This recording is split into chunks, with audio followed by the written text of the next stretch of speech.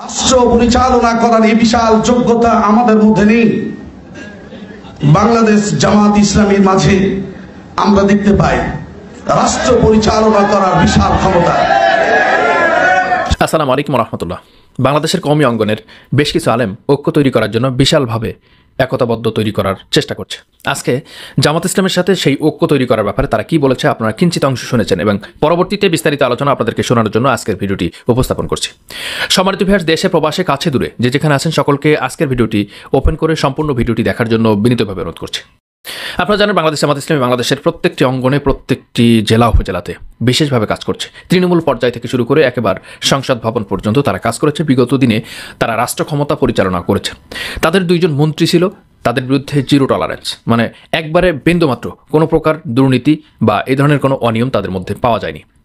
সুতরাং যারা স্বাধীনতা বিরোধী ছিল বলে এতদিন পর্যন্ত বড়ি বিক্রি করেছেন, আর স্বাধীনতার সপক্ষে বলে যারা দেশকে লুটপাট করে, দেশের অর্থনীতিকে ভণ্ডুল করে, দেশের ব্যাংক খাতকে ধ্বংস করে, দেশকে একবারে পঙ্গু করে, দেশের মানুষকে নির্যাতন নিপীড়ন করে দেশটাকে একটি জাহান্নামের টুকরায় পরিণত করে তারা এদেশ থেকে পালিয়ে বাধ্য হয়েছে। সুতরাং আমরা আজকে যেটা বলবো, আলোচনা করব জামাত ইসলামীকে কেন ভালোবাসছেন, জামাত ইসলামের সাথে কেন সঙ্গ দিতে চাচ্ছেন কওমি অঙ্গনের ভাইরা, তার বেশ কিছু আলোচনা নিয়ে আপনাদের সামনে হাজির হচ্ছি। প্রথমে ধন্যবাদ জানাই যে কওমিয়া ভাইগুলো জামাত ইসলামের সাথে ঐক্য করার জন্য চিন্তা করেছেন এবং তারা সিদ্ধান্ত নিয়েছেন, তাদেরকে ওয়েলকাম জানাচ্ছি, জাযাকাল্লাহ খাইরান। এই জন্য জানাচ্ছি তাদের সঠিক এবং দূরদর্শিতার ব্যাপার। তারা হচ্ছে নিয়ম অনুযায়ী, সময় অনুযায়ী যে পদক্ষেপ গ্রহণ করছে সেটার জন্য তাদেরকে সাধুবাদ জানাচ্ছি। কেন জানাচ্ছি? বাংলাদেশে যখন ইসলামপন্থীদেরকে মারা হবে বা মুসলিম নিধন করা হবে, মুসলমানদেরকে ধ্বংস করা হবে, তখন কে কওমি, কে আলিয়া, কে সুন্নি, কে আহলি, কে ওয়াহাবি, কে সরচিনা, কে আট্রসি, কে জামাত ইসলামী, এইগুলো কেউ দেখবে না। কে কোন টুপি পরলো কি না পরলো, লম্বা টুপি কি পাঁচকলি টুপি, কি পাগড়ি পরছে কি না শুধু খালি মাথায় আছে, এইগুলো দেখবে না। যখন ইসলামকে নিধন করবে, মুসলিম নিধনের কার্যক্রম পাইতারায় লিপ্ত হবে বিধর্মীরা, নাস্তিকরা, ইহুদিরা, ইসলাম বিদ্বেষীরা বা পার্শ্ববর্তী কোনো দেশের লোকেরা, তখন কিন্তু টোটাল সব মুসলমানকে ধ্বংস করবে তারা। কে জামাত ইসলাম করে এটা দেখবে না, কে হেফাজত করে এটা দেখবে না, কে ইসলামী দল করে, কে অন ইসলামিক দল করে এটা দেখবে না। মুসলমান যার নাম, তাকে ধ্বংস করার জন্য তারা লিপ্ত থাকবে। কে কোন দলে, এই দলটাকে বিভক্ত করছে আমরা, মূলত দলটাকে বিভক্ত করছে আমরা মুসলমান যদি, আমাদের মুসলিমরা যদি এক হয়ে থাকে, বাংলাদেশের অন্য কোনো দল সেখানে ভাত পাবে না, সেখানে তাদের রাজত্ব কায়েম করতে পারবে না। আর ইতিমধ্যে আমরা শুনতে পাচ্ছি যে বাংলাদেশে যদি ইসলামপন্থীরা উত্থান ঘটায়, ইসলামপন্থীরা এক হয়, ঐক্য গঠন করে, মুসলমানদের যে প্ল্যাটফর্ম বড় হয়ে যায়, সেক্ষেত্রে কিন্তু বিএনপি এবং আওয়ামী লীগের সাথে একটি সমঝোতা হওয়ার সম্ভাবনা দেখছি। কারণ তারা দেখছেন দেশে ইসলাম নয় ক্ষমতা চাই, দেশে দল নয় ক্ষমতা চাই।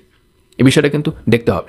আপনি বুঝেন মির্জাফরের ঘটনাকে জানেন, আবার আপনি তিতুমিরের ঘটনাকেও জানেন, আপনি বাঁশের কেল্লার ঘটনাও জানেন, আবার 24-এর গণ আন্দোলনের কথাও বলেন, 91, 89 যে অভ্যুত্থান হয়েছেন সেগুলো কিন্তু আপনি জানেন, আবার 52 ভাষা আন্দোলনে কারা জীবন দিয়েছেন সেটাও আপনি জানেন। বস্তুত কারণে আপনারা যে বিষয়গুলো আজকে শুনছেন, যে বাংলাদেশের যদি ইসলামপন্থীরা এক না হয়, আমি আপনাদেরকে নির্দিষ্ট করে বলছি এবং দায়িত্ব নিয়ে বলছি, আল্লাহ পাক এমনভাবে বলেন, তোমাদের কাছে এমন একটি সময় আসবে, এমন একটি সুযোগ আসবে, যে সুযোগটি কাজে না লাগিয়ে যদি তোমরা বসে থাকো বা তোমরা অবহেলা করে সময় নষ্ট করো, তোমরা মুসলিম বা ইসলামপন্থীরা মুসলিম অধ্যুষিত এলাকাগুলোর মধ্যে এমন একটি শাসক বা এমন একটি শাসন ব্যবস্থা চালু করে দেওয়া হবে, যে শাসন ব্যবস্থা তোমাদেরকে ধ্বংস করার পাইতারায় লিপ্ত হবে এবং সে পাইতারায় তোমরা তাদেরকে কিছু করতে পারবে না একমাত্র আমি আল্লাহ ছাড়া, এবং তোমরা ধ্বংস হতেই থাকবা। তোমাদের যে কর্মকাণ্ড, তোমাদের যে কার্যকলাপ, এটা আস্তে আস্তে নিষ্পৃষ হয়ে যাবে, এটাকে নিঃশেষ করে দেওয়ার চেষ্টা তারা করে যাবে। ইসলামপন্থীরা যদি এখন ক্ষমতা বা সময় বা এই যে সুযোগ পেয়ে যদি তারা ঐক্য না হয়, আগামী দিনগুলোতে ইসলামপন্থীরা ব্যাপক হারে মার খাবে, যেটা বিগত দিনে খায়নি সেই রেকর্ডটাও ছাড়িয়ে যাবে। সুতরাং আজকে আপনাদের কাছে ভিডিওটি লম্বা না করার কারণে ছোট্টভাবে বললাম, আপনারা অবশ্যই এটাকে কর্ণপাত করবেন, আজকের ভিডিওটি শেয়ার করে দেবেন। কারণ সরাসরি আল্লাহ পাক নিজেই বলেছেন, তোমরা যদি তোমাদের সময়কে কাজে না লাগাও, তোমরা এমন একটি বিপদের মধ্যে পতিত হবে, তোমাদের মধ্যে এমন একটি জুলুম বা সরকারকে চাপানো হবে যারা তোমাদেরকে ধ্বংস করে দেবে। এই জন্য ইসলামী দল, ইসলামপন্থীরা কে কোন আকিদা, কে কোন বিষয় নিয়ে কথা বলে, এইটা ফাটল না সৃষ্টি করে আমরা আসলে একক হওয়া বা ইসলামপন্থীদেরকে এক করা মৌলিক একটি কারণ। আপনাকে ছোট্ট একটি বিষয় বললাম, এবং এখন কওমিয়া ভাই যে মাওলানা মহতারাম যে কথাগুলো বলেছেন, আজকের সে কথাগুলো আমি আদবের সাথে আপনাদেরকে শোনার জন্য বিশেষভাবে অনুরোধ করি। রাষ্ট্র পরিচালনা করার এই বিশাল যোগ্যতা আমাদের মধ্যে নেই। বাংলাদেশ জামাত ইসলামীর মাঝে আমরা দেখতে পাই রাষ্ট্র পরিচালনা করার বিশাল ক্ষমতা। সম্মানিত বন্ধুগণ, আজকে আমরা যাকে কওমি জননী বানিয়েছিলাম,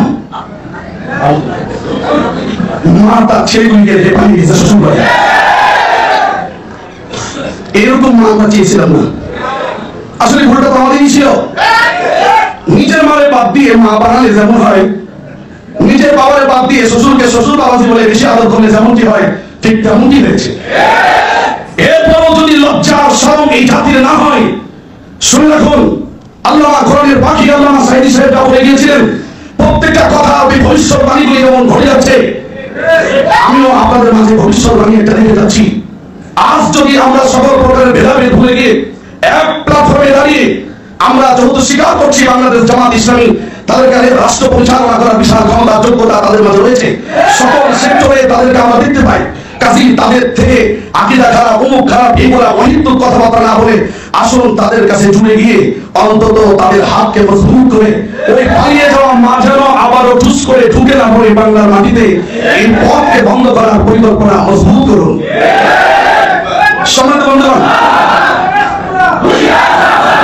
রাসূল করিম সাল্লাল্লাহু আলাইহি ওয়াসাল্লামকে আমাদের প্রিয় নেতা পেয়েছি, এর চাইতে বড় নিয়ামত আর কি হতে পারে? তিরমিজি শরীফের একটা হাদিস আমি আপনাদেরকে শোনাই। হযরত রাসূল করিম সাল্লাল্লাহু আলাইহি ওয়াসাল্লাম তিনি সাহাবায়ে কেরামের কাছে পৌঁছলেন। সাহাবায়ে কেরাম সকলে মিলে একত্রে আলোচনার মাঝে একজন বলে বসলো যে আমরা ইব্রাহিমকে দেখতে পাই তিনি খলিলুল্লাহ। তার একজন বলল তার কথা ঠিকই বলেছেন, মুসা কালিমুল্লাহ। তার একজন বলল আমরা তো দেখতে পাই ঈসা বা রূহুল্লাহ কালিমাতুল্লাহ। আরেকজন বলেন আদম শফিউল্লাহ। এক একজন এক এক নবীর সুন্দর প্রশংসার বাণীগুলি ছুড়ে দিলেন। বিশ্ব নবী মুহাম্মদ আরবি ধমক দিলেন না, বৈষম্যহীন ভাবে, বৈষম্য দূরীভূত করণে বিশ্ব নবীর যে কি সুন্দর আচরণ ছিল, তিনি সেখানে গিয়ে আলোচনায় অংশগ্রহণ করলেন। সমস্ত কিছু শোনার পর বলেন সাহাবীরা তোমরা তো সকলেই বলেছো, আমি একটু কিছু বলি তোমরা শোনো। আমি বললাম আনা হাবিবুল্লাহ লা ফাখরা আলাইহি, আমি বললাম আল্লাহ পাকের বন্ধু হাবিব লা ফাখরা আলাইহি, এটা নিয়ে আমি ফখর করি না। মুহতারাম বন্ধুগণ, খলিলুল্লাহ, কালিমুল্লাহ, ঈসা রূহুল্লাহ, শফিউল্লাহ সমস্ত কিছু হাবিবুল্লাহ মধ্যে ঢুকে আছে। সুবহানাল্লাহ। আল্লাহর হাবিব বিশ্বনবী মুহাম্মদ সাল্লাল্লাহু আলাইহি ওয়াসাল্লাম বলেছেন আমি কি তোমাদেরকে আরো বলবো না, আমি হইলাম আনা হামিলুল লিওয়াইল হামদ ইয়াউমিল কিয়ামা লা ফাখরা আলাইহি, ময়দানে মাহশারে হামদ সানাত ঝান্ডাকে আমি একমাত্র উত্তোলন করব। আর এই প্রশংসার কালিমার পতাকার নিচে আল্লাহ সুবহানাহু ওয়া তাআলা আদম থেকে ঈসা পর্যন্ত সমস্ত নবীকে হুকুম দিলেন তোমরা আশ্রয় নাও, তারা সেখানে আশ্রয় নেবে আমার পতাকা ছায়া তলে। আমি আপনাদের আহ্বান করবো, আসুন বাংলাদেশ জামাত ইসলামী পতাকা নিচে আমরা ছায়া গ্রহণ করি। যদি তা না হয় এমন একটা দিন আমাদের জন্য আসবে, এখন তো অন্তত ফজর হয়েছে, এমন একটা সময় আসবে ফজর আর হবে না। মুহতারাম বন্ধুগণ, রাসূল করিম সাল্লাল্লাহু আলাইহি ওয়াসাল্লাম তিনি বললেন তোমাদেরকে আরো শোনাবো, আনা আউয়ালুশ শাফিঈন ওয়া আউয়ালু মুশাফফিঈন ইয়াউমুল কিয়ামা লা ফাখরা আলাইহি। হুজুর সাল্লাল্লাহু আলাইহি ওয়াসাল্লাম বলেন ময়দান মাহশারে আমি কেবল মাত্র সবার অগ্রভাগে সুপারিশ করার সুযোগ পাবো আর আমার সুপারিশ গ্রহণ করা হবে লা ফাখরা আলাইহি, এই জন্য আমি অহংকার করি না। হুজুর সাল্লাল্লাহু আলাইহি ওয়াসাল্লাম বলেন আনা আউয়ালু মান ইয়াহরিকু হারিকাল জান্নাহ ওয়া মা'i ফুকারা ওয়াল মুমিনিন লা ফাখরা আলাইহি। আল্লাহ পাক আমাকে এমন সুযোগ দিবেন জান্নাতের গলায় আমি সর্বপ্রথম দরজায় ধাক্কা দেব, দরজা খুলে দেওয়া হবে, আমাকে ভিতরে গ্রহণ করা হবে আর আমার সাথী হিসাবে আমার উম্মতের মুমিন যারা এরা আমার সাথী হবে। সুবহানাল্লাহ। ফুকারা ওয়াল মুমিনিন, মুমিনদের মধ্যে যারা দরিদ্র অসহায় এরাই হবে আমার সাথী। সুবহানাল্লাহ। তাই তো যুবক ভাইরা এটাই বলতে হয়, জান भी मैं दे दूं खुदा की कसम, अगर कोई मांगे मुस्तफा के लिए জীবন যদি দিতে হয় ওই বিশ্বনবীর সামনে দাও যে বিশ্বনবী মুহাম্মদ আরবি সকলের জন্য উৎসর্গ করেছিল তার জীবন।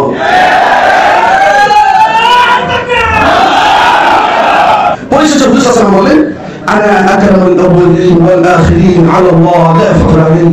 সাহাবীরা তোমরা কি জানো পৃথিবীর শুরু থেকে আজ শেষ পর্যন্ত যত মানুষ এসে গেছে, যত মানুষ আসবে, সকলের মাঝে মহান আল্লাহ সুবহানাহু ওয়া তাআলার কাছে সবচেয়ে মর্যাদার মানুষ, সবচেয়ে দামি মানুষ হলাম আমি বিশ্বনবী মুহাম্মদ আরবি লা ফাখরা আলাইহি। এতে আমি নবী অহংকার করি না।